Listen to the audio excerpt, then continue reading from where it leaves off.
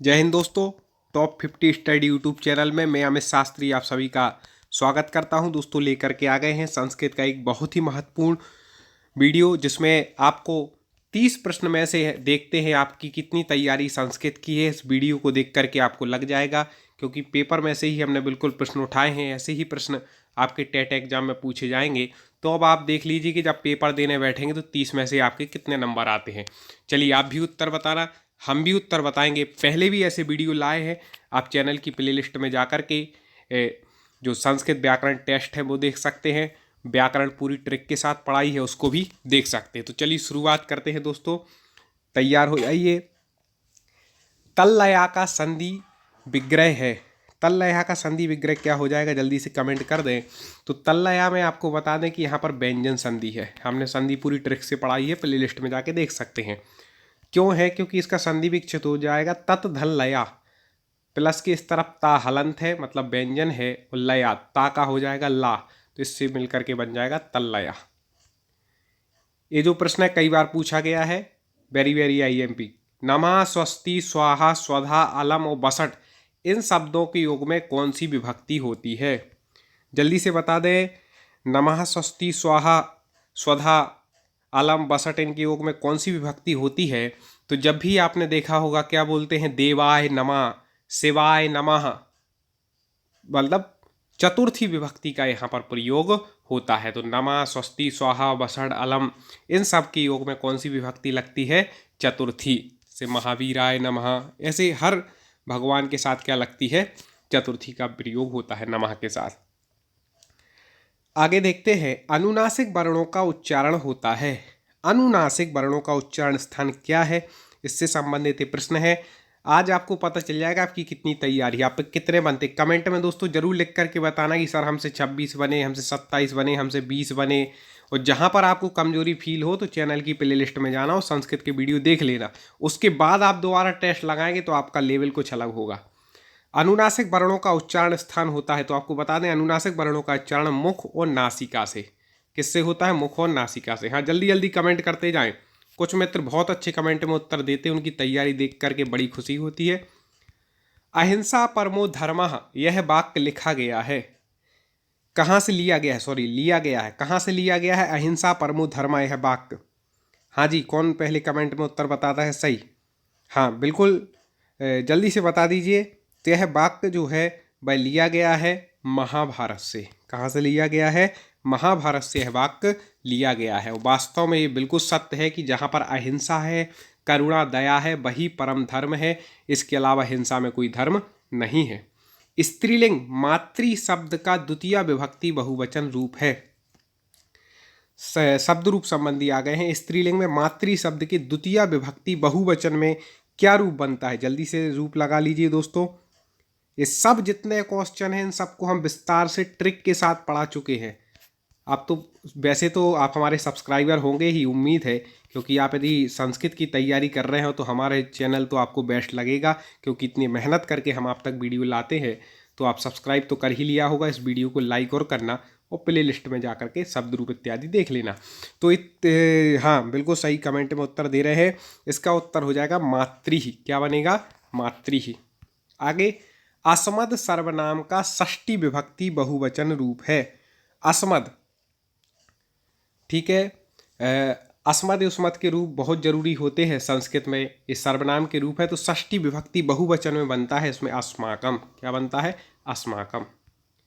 भवितुम में धातु है। भवितुम में धातु बताना है आपको, कौन सी धातु यहाँ पर प्रयुक्त होती है। धातु मतलब हिंदी में जिसको अपन क्रिया बोलते हैं उसको संस्कृत में धातु बोलते हैं। तो भवितुम में भू धातु से तुमुन प्रत्यय लग करके भवितुम बना है। ठीक है, तो भू धातु है, भू का हो जाता है भाव। ठीक है, इस प्रकार से। अब देखें, भू धातु लंग लकार मध्यम पुरुष बहुवचन का रूप चलेगा। लंग लकार आपको बता दें भूतकाल में चलता है। लंग लकार किस काल में? भूतकाल में। और मध्यम पुरुष का आपको बहुवचन बनाना है, तो भूतकाल के जो रूप चलते हैं भू धातु के, अभवत, अभवताम, अभवन, इस प्रकार के रूप यहाँ पर चलते हैं। ठीक है, कैसे रूप चलते हैं? अभवत, अभवताम, अभवन।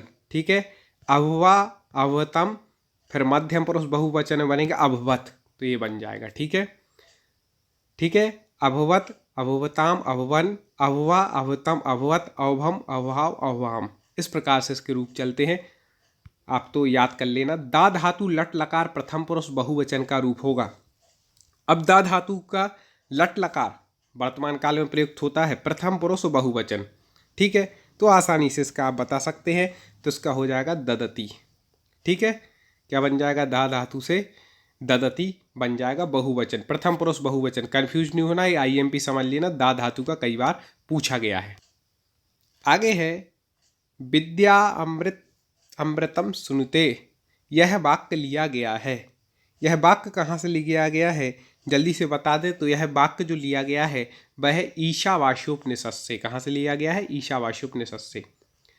और जो बेरी आईएमपी होता है उसमें हम अलग से बता देते। पंचमी विभक्ति एक वचन में लसा शब्द का रूप बनेगा। लता है आकारांत स्त्रीलिंग, आकारांत स्त्रीलिंग शब्द है लता। तो इसका पंचमी विभक्ति में एक वचन में आपको रूप बनाना है तो हाँ जी कमेंट कर दें। इसका बन जाएगा लतायाह। क्या बन जाएगा? लतायाह। आप शब्द रूप की ट्रिक के साथ हमने पढ़ाई है, आप देख लीजिए चैनल पर। मनोरथा का संधि विक्षित होगा।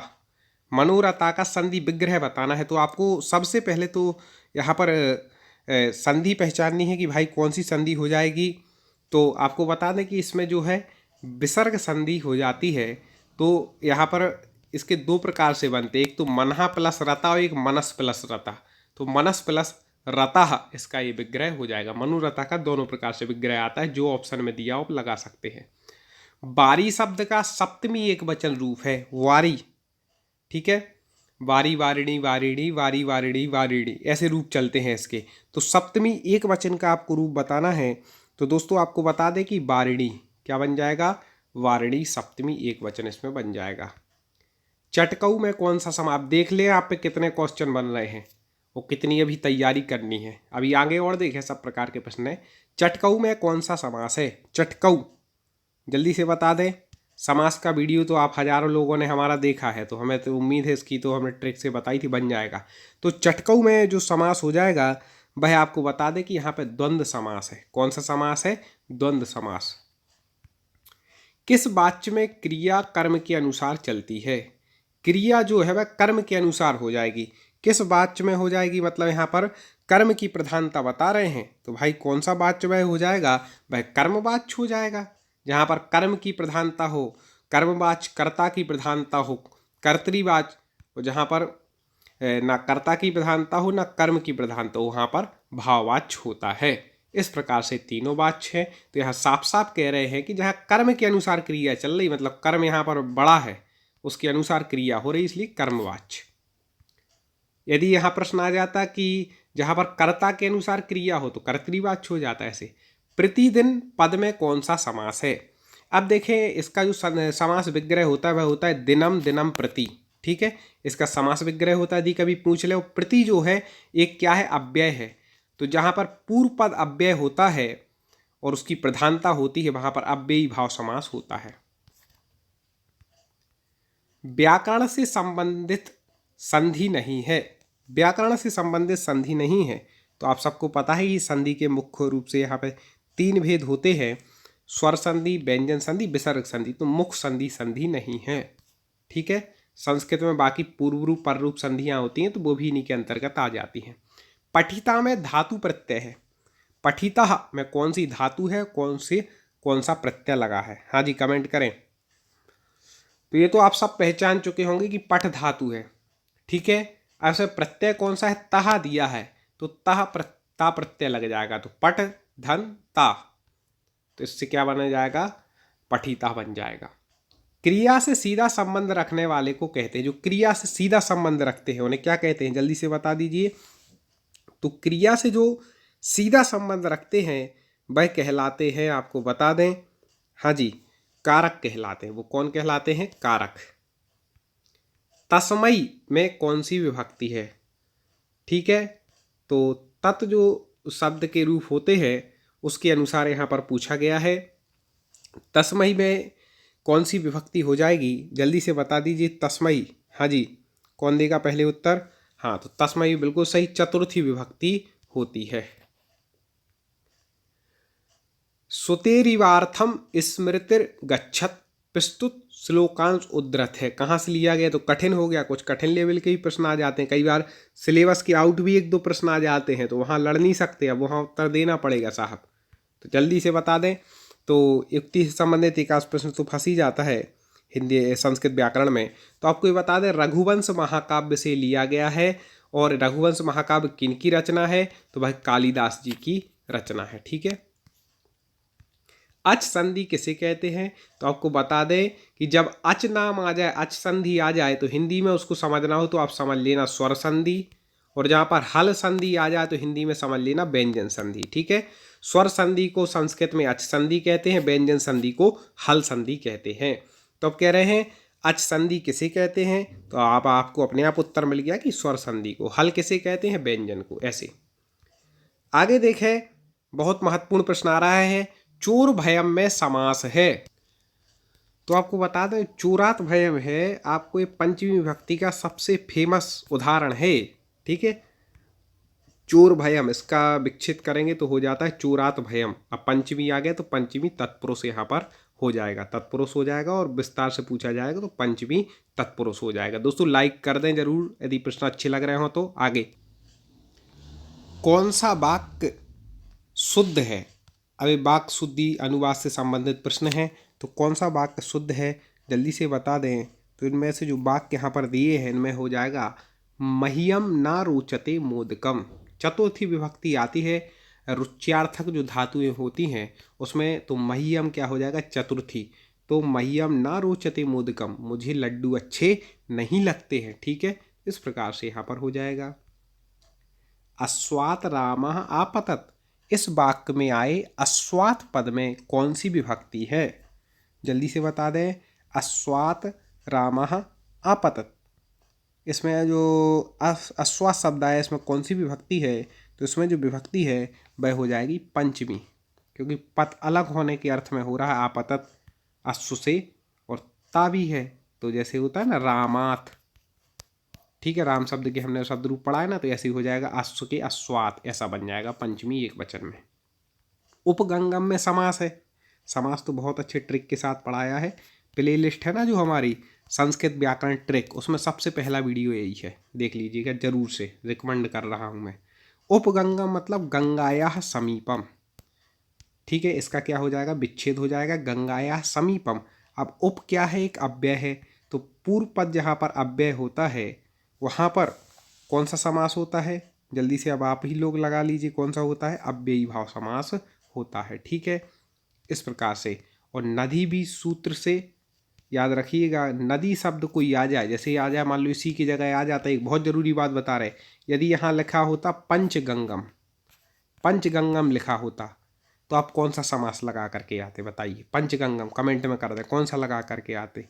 अधिकतर मित्र जिनने अच्छे से नहीं पढ़ा वो इसमें दिगु समास लगाते, वो देखते भाई कि यहाँ पर पंच लिखा है, पांच, पहला पद क्या है? संख्यावाची है, तो दिगु नहीं भैया, ये गलती मत करना। जब भी नदी शब्द, गंगा यमुना इत्यादि नदी शब्द आ जाए तो वहाँ पर हमेशा अव्ययी भाव समास हो जाएगा, चाहे द्वि यमुनम लिखा हो, चाहे पंचगंगम लिखा हो, कुछ भी लिखा हो, यदि नदी से संबंधित है तो अव्ययी भाव समास ही आता है। नदी भी इसका सूत्र है, याद रखिएगा। खादिता में धातु है, आसानी से पहचान जाएंगे खादिता में कौन सी धातु है। तो खादिता में जो है वह खाद धातु का प्रयोग हुआ है। ठीक है। जटाभि तापसा से विभक्ति का विधायक सूत्र है। जटाभिस तापसा, इसका जो होता है ये तृतीया बहुवचन है। जटाभि मतलब जटाओं से तपस्वी, जब किसी की पहचान हो।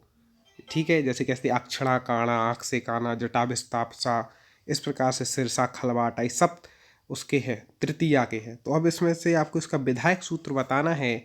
तो इत्थ्यम भूत लक्षणे, जहाँ पर लक्षण प्रस्तुत किया जाए, यहाँ पर लक्षण प्रस्तुत कर रहा है तपस्वी का, क्या? जटा भी तापसा मतलब जटाओं से तपस्वी लग रहा है, लक्षण बता रहा है, तो स्तंभभूत लक्षणे सूत्र यहाँ पर हो जाएगा। अगला है संस्कृत व्याकरण के अनुसार कौन सा शुद्ध रूप है। कई दोस्त बोलते सर आपसे जुड़ना है कैसे पढ़ें? आप कुछ नहीं करें, चैनल को सब्सक्राइब कर लें बस, और बेल आइकन दबा लें, वीडियो को आगे शेयर करते जाएं, यही हमारी फीस है। बाकी आप पढ़ें, इतना ही कुछ करना है और कुछ नहीं करना जुड़ने के लिए। तो आपको बता दें संस्कृत व्याकरण के अनुसार कौन सा रूप शुद्ध है। तो उपर्युक्त कई बार पूछा गया है, हमने बताया था कि रेफ जिस शब्द पर लगी हो उसके पहले उसका उच्चारण होता है, जैसे यहाँ पर ये सही है तो उपर फिर युक्त, उपर्युक्त, ये सही हो जाएगा। ठीक है दोस्तों। नदी शब्द के द्वितीय विभक्ति बहुवचन का रूप होगा। नदी शब्द द्वितीय विभक्ति बहुवचन में क्या रूप बनता है दोस्तों, जल्दी से बता देना। और पिछले वीडियो देख लेना, इस वीडियो को भी सेव कर लें, पेपर के पहले एक बार देख करके जाना। इन्हीं में से कोई क्वेश्चन आपके पास आगे आ जाए तो अगला वीडियो के लिए आप क्या करना, बेल आइकन को दबा लें। सब्सक्राइब कर लिया होगा, बेल आइकन को दबा लें तो हमारा अगला वीडियो आप तक जानकारी मिल जाएगी। तो नदी शब्द में द्वितीय विभक्ति बहुवचन का जो रूप बनता है वह बनता है नदी ही। क्या बनता है, नदी। इस प्रकार से हमने बिल्कुल सिलेबस के अनुसार 30 प्रश्न लिए हैं। अगले वीडियो में पुनः 30 प्रश्नों पर ऐसी चर्चा करेंगे। आप जुड़े रहें साथियों और सफलता प्राप्त कर मेरी ढेरों शुभकामनाएं हैं। जय हिंद।